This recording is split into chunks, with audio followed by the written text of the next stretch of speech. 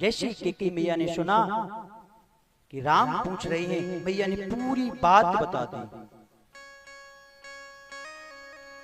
मैया ने पूरी बात बता दी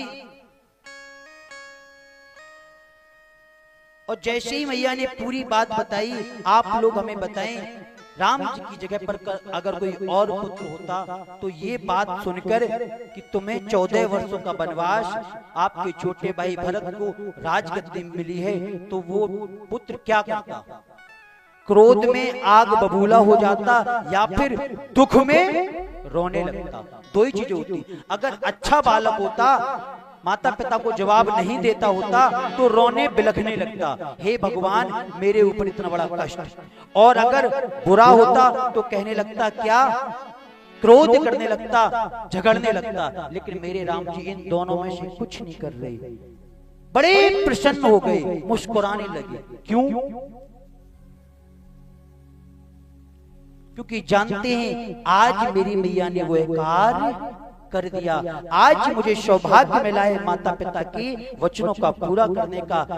तुलसी बाबा ने लिखा है, मन मुस्काए भानी कुल भानु, राम सहेजे आनंदी निधान।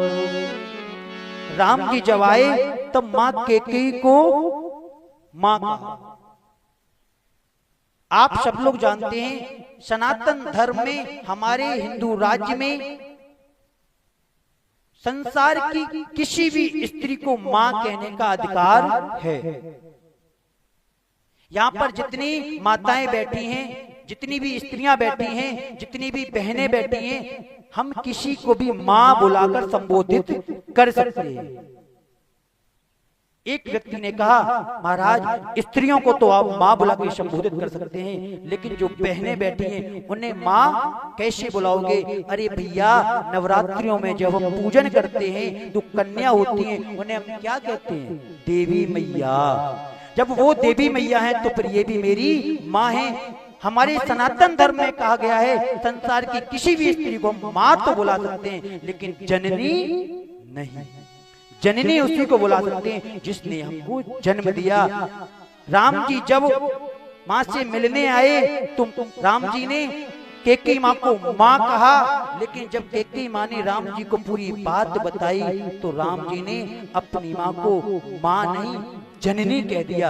इतने प्रसन्न हैं। तुलसी बाबा लिखते हैं, सुनो जननी सोए सुते बड़ भागी, जो पितु मातु वचन अनुरागी।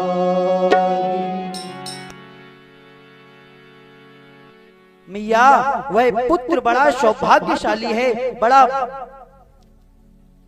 पुण्य किए होंगे उसने, जिसको अपने माता और पिता की वचनों का पालन करने का सौभाग्य प्राप्त होता है। मैया मैं तो बड़ा सौभाग्यशाली हूँ, बड़ा बड़भागी हूँ।